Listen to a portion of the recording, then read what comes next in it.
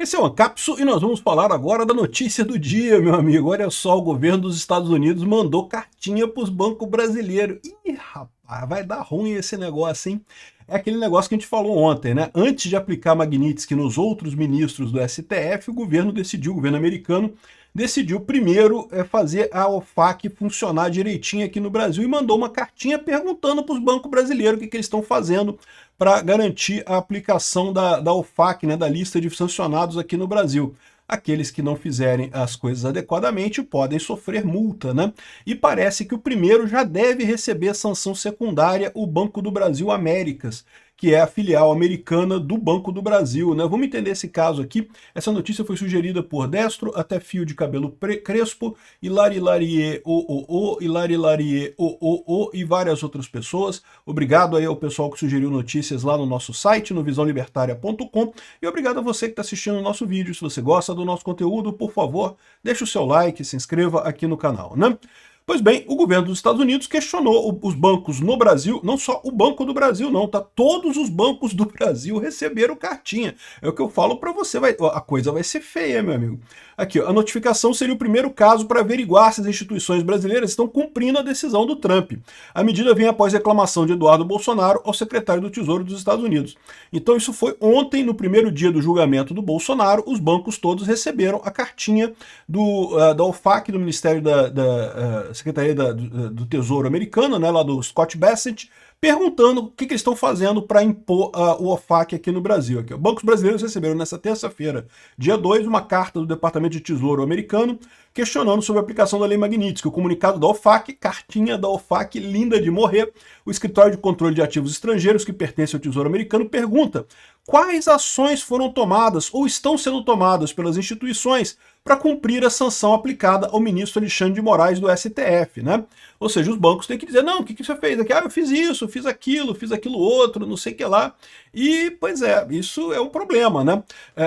O envio de notificação ocorreu no primeiro dia do julgamento do ex-presidente Jair Bolsonaro. Moraes foi atingido pela Lei Magnitsky e, por isso, foi incluído no rol de sancionados da OFAC. Os bancos, portanto, não podem fazer negócio com o Alexandre de Moraes, nenhum tipo de negócio, né?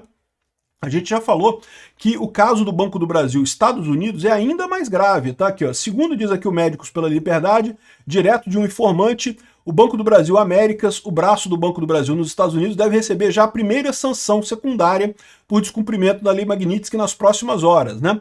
Porque lembra, o caso do Banco do Brasil é mais sério. O Banco do Brasil, saiu reportagem aqui no Brasil dizendo que eles ofereceram um cartão Elo para o Alexandre de Moraes. E lembra, não pode oferecer cartão Elo. O cartão Elo também é proibido de acordo com as regras da OFAC, né? Então, o fato do Banco do Brasil ainda estar tratando o Alexandre de Moraes como um cliente indica que ele já pode receber sanção secundária já. O Banco do Brasil Américas, que é o braço do Banco do Brasil lá nos Estados Unidos, eu não sei, brasileiros que ainda têm dinheiro no Banco do Brasil, meu amigo, lembra o pessoal falando, não, que vai ser fake news, que não pode, não tirem o dinheiro, deixem o dinheiro no Banco do Brasil, vai dar problema não, esse pessoal bolsonarista fica falando coisa, olha só o que está acontecendo aqui, ó. Enfim, o Banco do Brasil lá nos Estados Unidos, ele pode sofrer uma série de sanções, né, aqui, ó. Eles falam aqui, ó, o descumprimento, haveria a possibilidade de punir executivos das instituições como pessoas físicas a depender da análise sobre eventual descumprimento.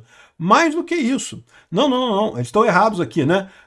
Aqui, ó, o envio de comunicação do Tesouro seria o primeiro passo para averiguar o cumprimento da lei. Em seguida, o departamento poderia aplicar, se houver descumprimento por parte dos bancos, aplicar sanções secundárias como multas. Não é só multa não, meu amigo. O Banco do Brasil lá nos Estados Unidos depende de uma licença americana para atuar como banco, tal como qualquer banco do mundo aqui no Brasil depende de uma licença do governo brasileiro para atuar como banco. O Banco do Brasil lá nos Estados Unidos tem que ter uma licença do governo americano. Essa licença pode ser cassada. Ele pode simplesmente ser proibido de atuar no governo no território americano. De novo, é o que eu falo sempre, o pessoal aqui no Brasil insiste que não, que as sanções não valem aqui no Brasil. Não, não valem mesmo, a sanção não é aqui no Brasil, a sanção é lá nos Estados Unidos, né? E o Banco do Brasil é o primeiro nessa lista porque é o cara que está mais óbvio, né? Tem o caso lá do cartão Elo e coisa tal, a coisa toda mais óbvia. Os outros bancos todos vão no mesmo sentido no final das contas, né? Isso tem um potencial de dar uma merda federal aqui no mercado brasileiro bancário inteiro, toda a instituição. Por quê? Porque certamente os bancos brasileiros vão se ver obrigados agora a encerrar contas do Alexandre de Moraes aqui no Brasil. E aí o que vai acontecer em seguida? Vocês já sabem. O Dino vai dizer que não pode encerrar a conta do Alexandre de Moraes aqui no Brasil, porque é proibido, porque a lei, a Constituição proíbe encerrar a conta de ministro do STF. Não tem nada disso na Constituição, nem no Código de Defesa do Consumidor. A gente já esclareceu aqui que o Código de Defesa do Consumidor, de fato, garante que qualquer pessoa pode ser, uma pessoa não pode ser negada atendimento numa instituição qualquer, mas quando se envolve risco e capacidade e esse tipo de coisa, você pode ter critérios da instituição para aceitar ou não uma pessoa como sua cliente. Então, assim, é lógico que você não pode recusar um cliente, sei lá, porque ele tem a cor XYZ, ou porque ele é feio ou bonito, ou sei lá o quê, não pode recusar um cliente por causa disso. Mas você pode recusar um cliente, por exemplo, um banco pode recusar um cliente se julgar que ele é um risco muito grande de causar prejuízos para o banco. Faz todo sentido. Isso tá. O Código de Defesa do Consumidor, a jurisprudência inteira é muito clara nisso. Você pode recusar cliente se você acha que o risco daquele seu cliente é muito grande. E tem que ser, né? Faz todo sentido do mundo, né? Então, ou seja, sim, o Banco do Brasil e qualquer outro banco brasileiro pode recusar o Alexandre de Moraes. O que vai acontecer em seguida? Bom, o STF já está ignorando a lei completamente aqui no Brasil, já não importa mais lei, não importa mais lógica, não importa mais nada. Eles vão obrigar os bancos a manter a conta do Alexandre de Moraes. E aí, meu amigo, a merda que vai vir disso daí sai de baixo, né? Então, o que aconteceu... Olha só o que fala a Folha de São Paulo aqui. A medida incluiria o uso de bandeiras de cartão de crédito Mastercard e Visa, por exemplo. Não, é muito mais do que isso, ô Folha.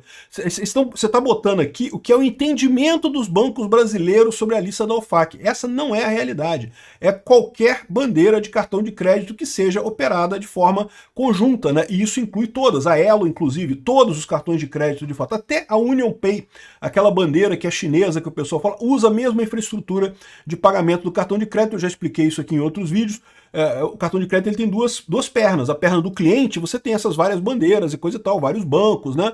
Mas a outra perna, que é dos comerciantes, é muito mais unificada para você poder pagar com qualquer cartão em qualquer maquininha. E aí, no final das contas, essa parte está sancionada também, né? E aí não pode fazer isso. É uma empresa americana. Se você desrespeitar isso daí, vai sofrer sanções. Então, nenhum cartão de crédito pode ser emitido para o Alexandre de Moraes, a menos que seja um cartão totalmente brasileiro, o que não existe na verdade, né? Então, essa é a situação. E conta corrente também. De novo, mas os Estados Unidos não pode obrigar o Brasil a fechar a conta corrente do Alexandre de Moraes no banco, sei lá, no Itaú, por exemplo. Não pode, mas ele pode virar para o Itaú e falar, olha só, se você tiver a conta do Alexandre de Moraes, a gente não te aceita aqui nos Estados Unidos. E esse é o problema do Itaú, esse é o problema de qualquer banco. Esse é o problema do Banco do Brasil. O Banco do Brasil, o mais fácil, em qualquer outro sancionado da Lei Magnitsky, os bancos imediatamente cortariam a conta daquela pessoa, porque o banco sobrevive sem um correntista. Por mais que seja um correntista importante, por mais que seja um correntista rico, os bancos sobrevivem sem um correntista, mas não sobrevivem sem o mercado americano. Muito do dinheiro para empréstimo e coisa e tal, de capital que é feito aqui no Brasil, é tirado do mercado americano, né? O mercado americano é muito maior do que o brasileiro, o mercado financeiro americano é muito maior do que o brasileiro. Então, se um banco aqui do Brasil ficar impedido de operar lá nos Estados Unidos, o banco está fudido, o banco quebra.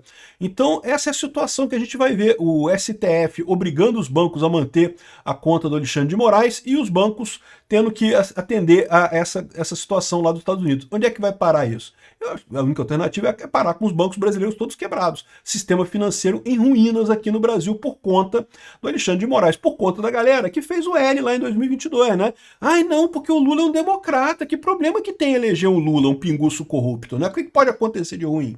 Tá aí o que pode acontecer de ruim, né? Aqui, o próprio Palácio do Planalto prevê como inevitável a reação de Trump após o julgamento de Bolsonaro por trama golpista. Eu diria que é inevitável se o Bolsonaro de fato for condenado. A gente não sabe se ele vai ser condenado, né?